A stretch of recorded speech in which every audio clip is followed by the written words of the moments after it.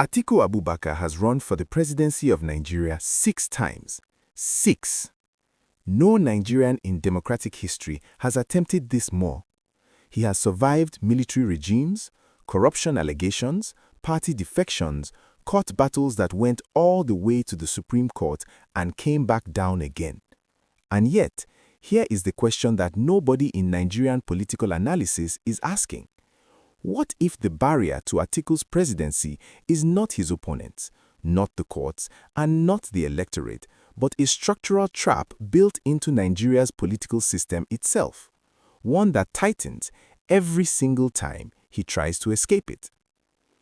While every conversation in this country focuses on whether Atiku can win votes, nobody is asking whether the system is architecturally designed to prevent someone with his exact political profile from ever reaching Aso Rock. Stay with me, because what I am about to show you is not about Atiku alone. It is about how power in Nigeria is truly organized and what that means for every Nigerian, from Maiduguri to Port Harcourt, from Lagos to Kaduna, from Enugu to Kebbi. Before we go further, if you're new here, Naija Update 24/7 exists for one reason: to give every Nigerian, wherever you are, whatever region you're from, the political analysis that mainstream media won't touch. Hit subscribe and stay with me. This gets deeper. Let us start with the facts, because the facts alone are remarkable. Atiku Abubakar served as Vice President of Nigeria from 1999 to 2007 under President Olusegun Obasanjo. He is a founding figure of the People's Democratic Party.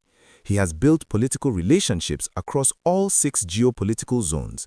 He controls enormous financial resources, and he has contested the presidency in 1993, 2007, 2011, 2015, 2019, and 2023. 6 attempts, 1 office, 0 victories.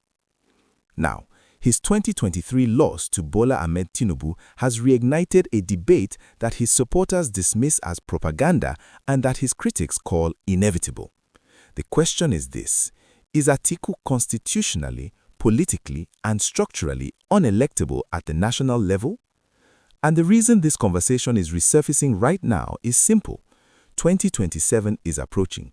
Murmurs of another Atiku presidential bid are already circulating inside PDP, inside northern political networks, and inside the business communities connected to his orbit. Power brokers who speak quietly in Abuja are asking, can anything actually change, or does the same trap spring shut every time? To understand this properly, you need to understand the architecture Atiku operates within. Nigeria's post-1999 democratic framework was not built on neutral ground. It was constructed around zoning conventions, federal character principles, party machinery, and a specific judicial interpretation of electoral law. And the critical point is this: each of Atiku's 6 campaigns has collided with a different institutional war, but those walls, as I will show you, are all part of the same structure. And there is one specific clause in Nigeria's constitutional framework that Atiku's legal team has never successfully resolved. We will get to exactly what that is, but first, you need to understand the institution that enforces it. Let us talk about institutions, because this is where the trap is constructed. The first institution is INEC, the Independent Electoral National Commission. INEC operates under the Electoral Act of 2022, a reformed framework, yes, but one that still grants INEC significant discretionary power at the candidate screening stage. And Atiku has faced a recurring challenge at this level that most Nigerians have forgotten about or never fully understood. The challenge is about his citizenship status, specifically whether he was born in what is now the Republic of Cameroon in the Jada area of what was then British Northern Cameroons before the 1961 plebiscite transferred that territory into Nigeria. This question has been raised, litigated, and challenged across multiple election cycles. And here is what most people miss: Atiku has won in court every time. Nigerian courts have ruled in his favor on this question repeatedly. But, and this is the critical point, Those rulings have never been permanently sealed through a constitutional amendment. They resolved individual cases. They did not close the constitutional question. Which means, in practical terms, the same challenge can be refiled in every election cycle before a different judge with a different legal argument against a different political backdrop. That's not a legal victory. That's a permanent vulnerability. Now, let us go deeper to the constitutional text itself. Section 131 of the 1999 Constitution sets out the requirements for a presidential candidate: citizenship by birth, a minimum age of 40, membership of a registered political party, and education to at least school certificate level. The fault line is the citizenship by birth clause. Nigeria defines citizenship by birth through two overlapping criteria: parentage and place of birth. For someone born in a border region during a colonial territorial transition, those two criteria create a gray zone, and that gray zone has never been explicitly addressed by any constitutional amendment. Now, I want to be precise here. The ambiguity is not about whether Atiku is Nigerian. Courts have affirmed that repeatedly. The ambiguity is about whether a future Supreme Court bench with different justices, different political pressures, and a more aggressive legal argument could reach a different conclusion. In a system where judicial independence is itself a contested question, that uncertainty is real, and real uncertainty is a real weapon. Which brings me to the second trap, one that has nothing to do with courts or citizenship. It's political, not legal, and it may be more powerful than any court ruling. We will get to it now. Who benefits from Atiku never reaching Aso Rock? Who quietly loses if he does? And who never speaks publicly but has the most at stake?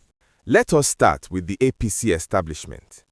For the ruling party, a weakened, perpetually litigating Atiku is not a threat. He is a gift. He is credible enough to divide the opposition, but structurally constrained enough to never consolidate it. Every Atiku presidential campaign absorbs PDP's energy, its resources, its strategic bandwidth, and it prevents a younger, less legally exposed candidate from emerging, building a genuine national coalition and presenting APC with a genuinely dangerous opponent. Now consider PDP's internal contradiction. Atiku's dominance inside PDP is precisely what makes PDP weaker nationally.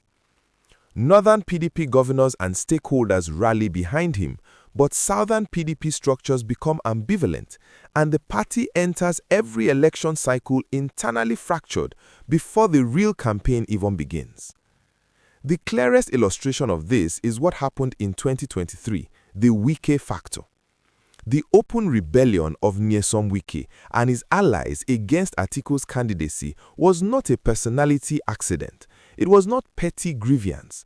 It reflected a deeper, structural tension that Atiku's political identity, despite decades of national positioning, still reads as regionally anchored to significant parts of southern Nigeria. And that read, fair or unfair, is enough to fracture a coalition. Consider this. In every presidential democracy where a candidate has lost the same office 5 or more times, political science consistently finds that the core problem is rarely the candidate's effort or their intentions. The core problem is their structural position within the power architecture. Nigeria is not an exception to this pattern. Nigeria is the case study. Now, if what I just told you surprises you, drop a comment below. I want to know what you think before we get to the part that changes everything. Now, let us talk about electoral arithmetic, because the numbers tell a story that Atiku's political team cannot wish away. Nigeria's unwritten but fiercely enforced zoning convention creates a rotation expectation between North and South. With President Tinubu, a Southerner, currently in office, a Northern candidate in 2027 has demographic and political logic behind them. On paper, that logic favors Atiku. But zoning is not monolithic. The real question is, which Northern candidate? Atiku represents the old guard, establishment Northern PDP. He is not the only Northern political figure with presidential ambitions. Rabiu Kwankwaso's NNPP demonstrated in 2023 that a credible northern challenger can pull significant votes away from the PDP base, and the possibility of a consolidated Labour Party challenge anchored in Peter Obi's bloc, if that bloc finds a northern ally, means the northern vote is no longer Atiku's to command by default. And then there is the variable that no legal team can solve. In 2023, a third force candidate pulled millions of votes, predominantly urban, educated, and youth-based. That demographic did not exist as an organized political bloc in 1919. In 2027, it will be larger, not smaller. That generational electoral shift was not manufactured by Atiku's opponents. He did not create it, and he cannot control it. Even if every court in Nigeria clears Atiku for 2027, the electoral coalition he needs has already been permanently fragmented. And that is the trap that closes around him, not in a courtroom, but in the voting booths of Abuja, Lagos, Kano, and Onitsha. Now, let us be very clear about something. This analysis is not about Atiku Abubakar as an individual. It never was. What his story reveals is a set of structural realities that affect Nigerians, regardless of region, religion, or ethnicity. The first implication is about democratic legitimacy. Atiku's repeated defeats expose a fundamental question about Nigeria's constitutional framework. Does it genuinely allow any candidate from a politically ambiguous background, from an ethnic border zone, a religious minority area, a minority party, to consolidate national power, or does the system consistently, structurally favor candidates who emerge from settled, dominant power centers? That is not Atiku's problem. That is Nigeria's problem. The second implication is economic. Extended political uncertainty created by repeated litigated elections that produce no clean resolution drains governance capacity. When Nigeria's political class is consumed by electoral cycles, infrastructure projects stall, policy implementation weakens, investor confidence erodes, and the ordinary Nigerian in Katsina, in Owerri, in Ibadan pays the price for a political system that cannot produce settled mandates. The third implication cuts deeper into identity.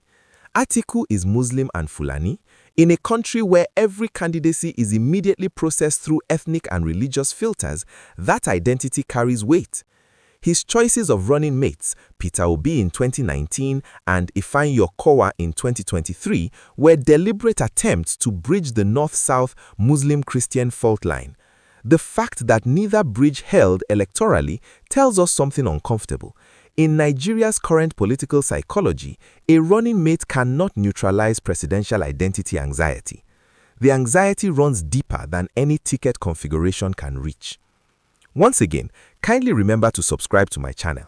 I understand it means nothing to you, but it means everything to me.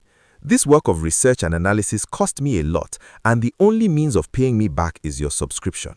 Thank you. And here is the uncomfortable national truth that most Nigerian political commentary avoids. The same structural anxieties that prevent Atiku from winning also prevent Nigeria from having an honest conversation about what we actually want in a president. Because we have never, as a nation, successfully separated the question, can this person govern, from the question, does this person represent me? Until we do, no candidate from any region is safe from the same trap. In the interest of rigorous analysis, let us take the strongest arguments in Atiku's favor seriously and examine exactly where they hold and where they do not. First argument, the courts have cleared him. Citizenship is settled. The strongest version of this is accurate. Multiple courts, including the Supreme Court, have affirmed his eligibility. A legal system that keeps revisiting settled matters is itself dysfunctional. But here is where this argument falls short.